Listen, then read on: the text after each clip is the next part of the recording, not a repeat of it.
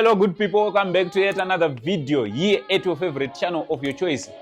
Uncle saying ndiro zita rangu anditi sekuziva kwenyu kuti inini basa rangu kuti ndinge ndiri ndinokudzai kuri kuitika zvinhu anditi kuri kunatsofamba zvinhu chaizvo chaizvo.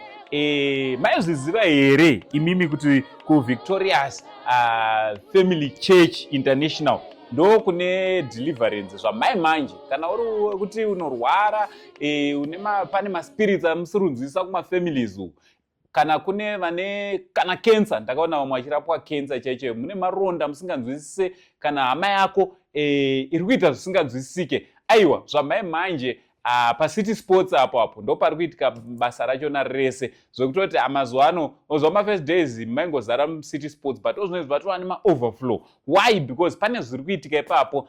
Pane murume anonzi iye Prophet kuda kwashe Jose, ndofunga mese munowaziva. Is one big preacher watinaye muno muZimbabwe, one big prophet watinaye ari kubata basa raMwari zvisina mubvunzo anditi but havasi kungogumira muZimbabwe chete muHarare. Vane mabranchi akawanda all over the world anditi, including kuLondon. Andi kuLondon kwane new branch randoda kuti munge muri munoziva kana iwe uri kundoona uri kuLondon kwaishayiwa kuti kwaProphet kuda kwashe Jose tosvika sei. Aiwa, there is a branch rikoko randoda kuti unge uri unoziva. Branch rachona ndo rine poster iri apa kuti unatsozviverengera zvakanaka. So zvikuitika ndezvekuti musi weSaturday iri 31 May. Saturday 31 May vane avari kuti ivo big Saturday.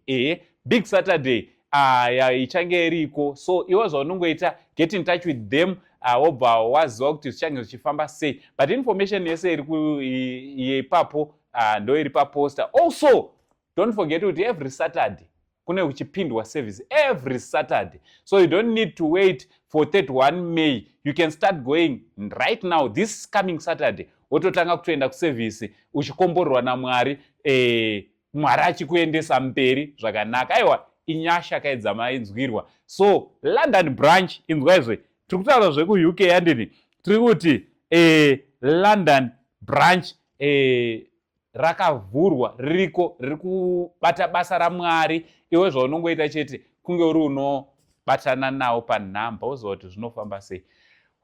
Asa sekuru vanhu ndataura ndashamatata kuzama kuti mupone hama dzangu anditi, kuzama kuti zvifambe zvakanaka. Plus awa ndo maoko chaiyo ini ndo andoriwo mudhara wangu. Prophet kuda kwashe ndo one prophet anondibata musoro. Kumwe kwese tine chingoendosa but ichibaba cho ndinotonopfugamawo ndoropafadzwa zvangu zvichitoenda mberi. Aiwa, from Uncle saying the only Zim uncle.